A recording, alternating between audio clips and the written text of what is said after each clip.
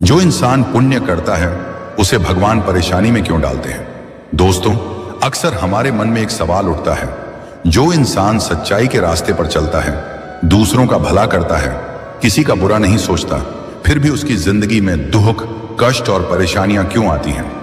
अगर भगवान न्यायप्रिय हैं तो अच्छे इंसान को ही क्यों बार बार आजमाया जाता है? इसका उत्तर बहुत गहरा है। सबसे पहली बात, परेशानी सजा नहीं, परीक्षा होती है। भगवान कभी भी पुण्यात्मा इंसान को दंड देने के लिए कष्ट नहीं देते, वे उसे परखते हैं। जैसे सोना आग में तपकर ही शुद्ध होता है, वैसे ही इंसान कठिनाइयों से गुजरकर ही महान बनता है। भगवान जानते हैं कि यह इंसान टूटेगा नहीं, इसलिए उसे मजबूत बनाने के लिए कठिन रास्ता देते हैं। दूसरी बात, कर्मों का हिसाब केवल इस जन्म का नहीं होता। हम जो आज भोग रहे हैं वह सिर्फ आज का परिणाम नहीं है, यह पिछले जन्मों के अधूरे कर्मों का फल भी हो सकता है।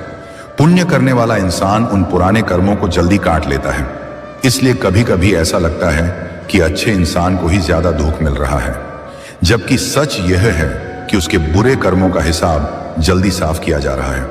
तीसरी बात, भगवान रास्ता आसान नहीं करते, इंसान को ताकतवर बनाते हैं। भगवान ये वादा नहीं करते कि तुम्हारी जिंदगी में कभी दुख नहीं आएगा। वे यह वादा करते हैं कि जब दुख आएगा तब वे तुम्हें उसे सहने की शक्ति देंगे। पुण्यात्मा व्यक्ति को भगवान धैर्य, समझ और विवेक देते हैं ताकि वह हर हाल में सही रास्ते पर बना रहे। चौथी बात, भगवान अपने प्रिय को ज्यादा परखते हैं। महाभारत में देखिए, श्री कृष्ण के सबसे प्रिय पांडव थे, फिर भी उन्हें वनवास मिला, अपमान सहना पड़ा, युद्ध लड़ना पड़ा। भगवान राम को ही देख लीजिए, मर्यादा पुरुषोत्तम होकर भी उन्हें वन जाना पड़ा। इसका मतलब यह नहीं कि भगवान उनसे नाराज थे, बल्कि वे उन्हें आदर्श बनाना चाहते थे। पांचवी बात, दुख इंसान को अहंकार से बचाता है।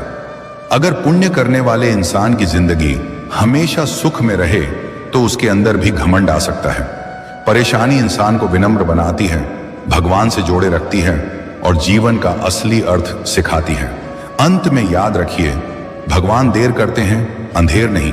पुण्य कभी व्यर्थ नहीं जाता।